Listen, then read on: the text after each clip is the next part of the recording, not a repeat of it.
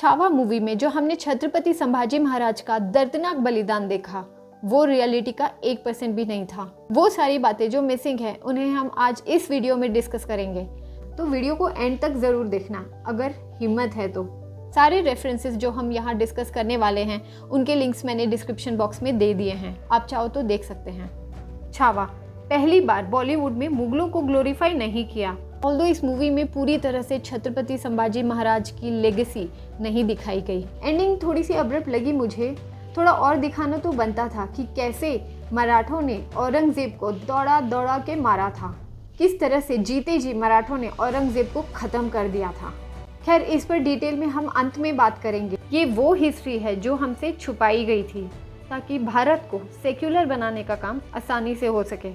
छत्रपति संभाजी महाराज 13 साल की उम्र तक 13 लैंग्वेजेस सीख चुके थे।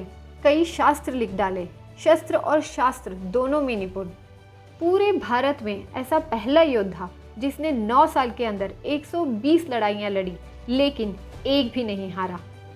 छत्रपति संभाजी महाराज और उनके साथ कवि कलश, जो कि महाराज जी के फ्रेंड, महान एडवाइज़र, फिलोसोफर, पोएट और गाइड भी थे, जो हमेशा महाराज जी के साथ रहते थे। औरंगजेब ने इन दोनों को चोरी से पकड़ के उनके सर पर एक भारी लकड़ी की टोपी रखी और एक जोकर के समान मल्टी कलर्ड कपड़े पहनाए गए। उनके गर्दन पर लकड़ी का भारी बोझ रखा गया। हाथ और शरीर को भारी लोहे की जंजीरों से बांधकर लगातार टॉर्चर किया गया। उनके आसपास भी लोग उन्हें पत्थरों से मार रहे थे। फिर महाराज जी और कवि कलश को ऊंट पर उल्टा लटकाया गया। ड्रम्स और बाकी के इंस्ट्रूमेंट्स को प्ले करते हुए पूरे शहर में घुमाया गया। फिर जब संभाजी महाराज जी और कवि कलश को दरबार में लाया गया तो वे खून से लथपथ थे। फिर औरंगजेब ने इनसे 3 प्रश्न पूछे। मराठा किंगडम मेरे हवाले कर दो, जो सोना गहना छुपाया और चोरी किया है वो सब मुझे वापस कर दो, और किसने तुम्हारी मदद करी है उसका नाम बताओ, और तीसरा अपना धर्म परिवर्तन कर लो। महाराज जी और कवि कलश ने औरंगजेब के सामने झुकने से साफ मना कर दिया। इतनी पीड़ा से गुजरने के बाद भी उन्होंने अन्न जल त्याग दिया। उनके नाखून उखाड़ दिए गए। गरम लोहे के रॉड्स डालने के बाद उन्हें अंधा कर दिया। एक एक उंगली काटी गई। हाथ, पाँव, कान, नाक को एक एक करके काट दिए। जीभ काट डाली। उनके पूरे शरीर की स्किन तक उखाड़ दी गई। अगले 15 से 20 दिनों तक संभाजी महाराज और कवि कलश को बहुत दर्दनाक तरीकों से टॉर्चर किया गया। अंत में उनका सिर काटकर उसे एक भाले पे रखकर पूरे शहर में घुमाया गया। फिर संभाजी महाराज जी के शरीर को छोटे छोटे टुकड़ों में काटकर उनको तुलापुर के पास फेंक दिया गया। संभाजी महाराज जी के इस दर्दनाक हत्या के बाद सारी मराठा सेना एक होकर संभाजी महाराज जी के टुकड़ों में कटे हुए शव को एक एक करके उठाया, उनको सीला और उनका अंतिम संस्कार किया। सारी मराठा कम्युनिटी एक हो गई। हर घर प्रतिशोध की आग में जल उठा।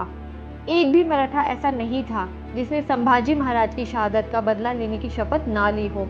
सारे मराठाओं ने मुगलों को दौड़ा दौड़ा कर मारा। रात में हमला, जंगल में वार, हर जगह मौत का साया मुगलों पर छाया हुआ था।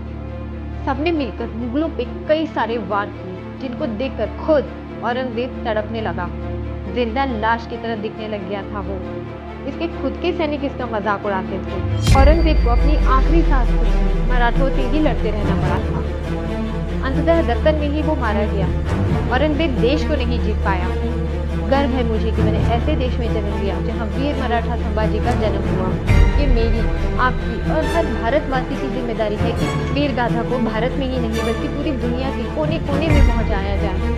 देश धर्म पर मिटने वाला शेर शिवा का छावा था। महापराक्रमी परम प्रतापी एक ही शंभू राजा था।